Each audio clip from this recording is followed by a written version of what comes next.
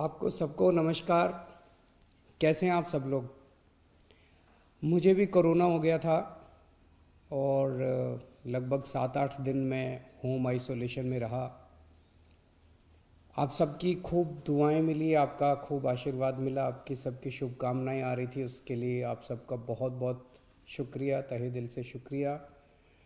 मुझे लगभग 2 दिन बुखार रहा, उसके बाद मैं ठीक था लगातार, लेकिन जो कोविड के प्रोटोकॉल हैं उसके हिसाब से मैं 7-8 दिन होम आइसोलेशन में रहा।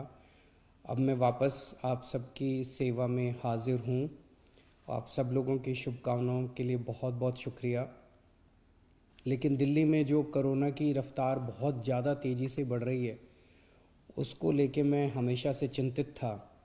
हालांकि मैं होम आइसोलेशन में था, लेकिन फ़ोन के ऊपर मैं लगातार अपने सभी ऑफिसर्स से, चीफ सेक्रेटरी साहब से, हेल्थ मिनिस्टर से, सबसे लगातार संपर्क में था। जो जो इंतज़ाम किए जा रहे हैं और जिस तरह से कोरोना की स्पीड बढ़ रही है उसके ऊपर मैं नज़र रखे हुए था। दिल्ली के अंदर जो कोरोना की, पूरे देश में कोरोना बहुत तेज़ी से बढ़ रहा है, दिल्ली में भी बहुत तेज़ी से बढ़ रहा है। रफ्तार बहुत ज़्यादा तेज़ है। मैं देख रहा था कि कल वाला जो हेल्थ बुलेटिन था उसमें लगभग 20,000 के करीब केसेस आए थे, और आज शाम को जो हेल्थ बुलेटिन आएगा उसमें लगभग 22,000 केसेस, पिछले 24 घंटे के 22,000 केसेस आएंगे। तो डेली बहुत तेज़ी से केसेस बढ़ रहे हैं, जिसको, जो एक चिंता का विषय तो है, लेकिन जैसे मैंने पहले भी बोला था, घबराने की बात नहीं है।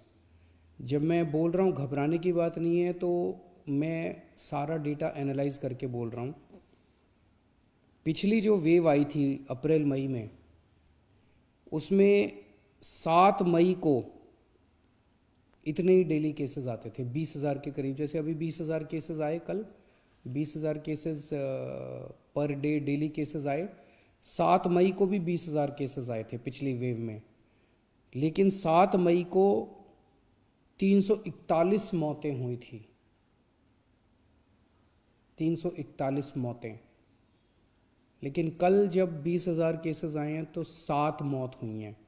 एक भी नहीं होनी चाहिए, लेकिन कंपैरिजन में केवल 7 मौत हुई हैं। 7 मई को जब 20,000 केसेस आए थे तो लगभग 20,000 बेड्स दिल्ली में भरे हुए थे, लेकिन कल जब 20,000 केसेस आए हैं तो लगभग 1,500 बेड केवल दिल्ली में भरे हुए हैं। तो उस तरह से इस वेव के दौरान डेथ भी काफ़ी कम हो रही हैं और लोगों को अस्पताल जाने की भी काफ़ी कम ज़रूरत पड़ रही है। ये डेटा मैंने आपको इसलिए नहीं बताया कि इसलिए अब हम मास्क पहनना बंद कर देंगे और गैर जिम्मेदार हो जाएंगे। ये डेटा मैंने आपको इसलिए बताया कि पैनिक करने की कोई ज़रूरत नहीं है, घबराने की कोई ज़रूरत नहीं है, डरने की कोई ज़रूरत नहीं है, लेकिन जिम्मेदारी के साथ काम लेने की ज़रूरत है। जो मैं बार बार बोल रहा हूँ कि मास्क पहनना सबसे ज़रूरी है। मास्क पहनना सबसे ज़रूरी है। कई लोग मेरे से प्रश्न पूछ रहे हैं, लॉकडाउन लगेगा? हम लॉकडाउन नहीं लगाना चाहते। लॉकडाउन नहीं लगेगा अगर आप मास्क पहनोगे तो। मास्क पहन के घर से बाहर निकलो, मास्क पहन के चारों तरफ घूमो। अगर ज़रूरत ना पड़े तो घर से बाहर ना ही निकलो, अभी थोड़े दिन कोई ज़रूरी नहीं है, लेकिन मास्क पहनना बहुत ज़रूरी है। सोशल डिस्टेंसिंग बहुत ज़रूरी है। हम लॉकडाउन नहीं लगाना चाहते, फ़िलहाल लॉकडाउन लगाने की कोई हमारी मंशा नहीं है, और हम चाहते हैं कि जल्दी से जल्दी ये वेव ख़त्म हो, और कोशिश हमारी है कि कम से कम रिस्ट्रिक्शंस हम लोग लगाएं, ताकि लोगों के रोज़ी रोटी चलती रहे, लोगों के रोज़गार चलते रहें। एलजी साहब और मैं दोनों मिलके पूरी सिचुएशन को लगातार हम लोग नज़र रखे हुए हैं। कल हमारी डीडीएमए की दोबारा मीटिंग है। उस मीटिंग में एक्सपर्ट्स के साथ फिर से हम रिव्यू करेंगे सिचुएशन को कि क्या और करने की ज़रूरत है, नहीं है। केंद्र सरकार से लगातार हम लोग संपर्क में हैं। केंद्र सरकार से भी हमें पूरा सहयोग मिल रहा है।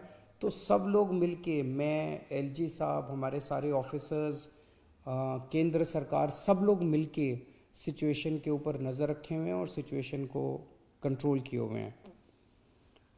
पहले भी हम सब दिल्ली वासियों ने मिलके कोरोना की इतनी बड़ी, इतनी खतरनाक लहर थी जो अप्रैल वाली थी, उसको हमने पार पा लिया, तो इस लहर को भी हम लोग पार पा लेंगे। चिंता करने की ज़रूरत नहीं है, लेकिन जिम्मेदारी के साथ काम करने की ज़रूरत है। और जिन जिन लोगों ने वैक्सीन नहीं लगवाया, प्लीज़ जाके वैक्सीन ज़रूर लगवा लीजिए। वैक्सीन लगाने से मतलब ये नहीं है कि कोरोना नहीं होगा, लेकिन कोरोना अगर हुआ तो आपको कम माइल्ड कोरोना होगा, आपकी जान को खतरा नहीं होगा, आपको अस्पताल हो सकता है जाने की ज़रूरत ना पड़े। नमस्कार।